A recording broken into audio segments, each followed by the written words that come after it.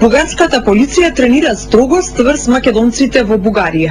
Сите симпатизери на Омо Илинден Пирин добија покани за информативен разговор.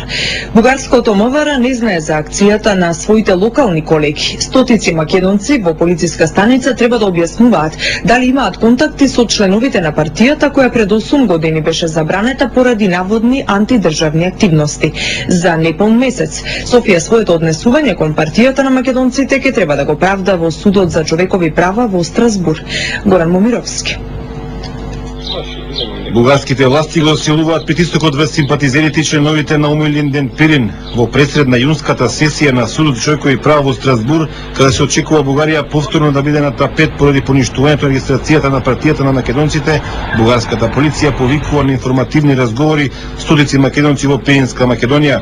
Според боканите до кои дојде Ајден, полицијата во Благоевград ги повикува омовците на распит по дело, но не прецизира за каков вид на кривично дело станува збор. Полицискиот истражител Елица Калпачка вели дека не може да зборува за акцијата на полицијата во Благоевград.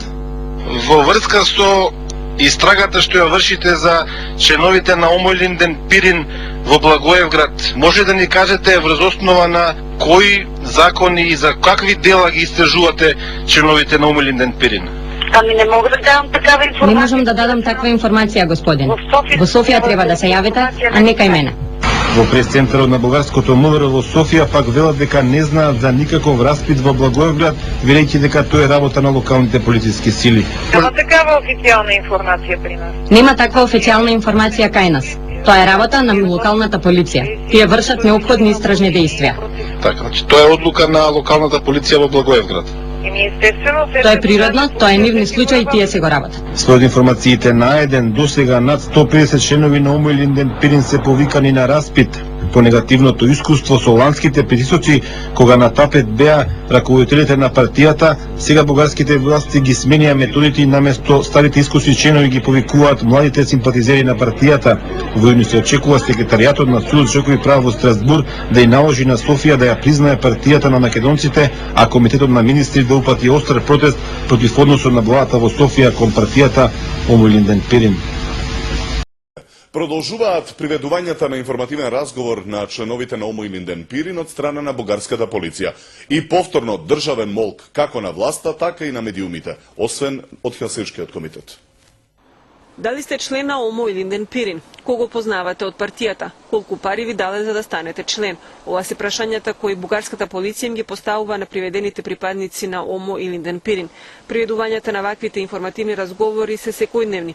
Неофицијално веќе се направени разговори со 180 припадници на македонската организација. Од Омо Илинден Пирин велат дека посебно загрижува тоа што полицијата ги тера приведените да се потпишуваат на бланко листови, што отвара можност за натамошни малверзации. На крајот ги тера членовите да се подпишуваат по 10 до 20 пати, седнати, прави, на пола клекнати, при тоа дури на празен лист ги тера да се подпишуваат, кој што веќе е многу загрижувачко. И додека трае акцијата на бугарската полиција во Бугарија, медиумски молк за она што се случува. Единствено реагираше бугарскиот Хелсиншки комитет, кој побара и официјално објаснување од бугарското јавно обвинителство за полициската тортура врз членовите на Омо Илинден Пирин. Вчера реагираше и партијата на Зелените во Европскиот парламент. За целата ситуација се известени и европските институции, велат од македонската организација во Бугарија.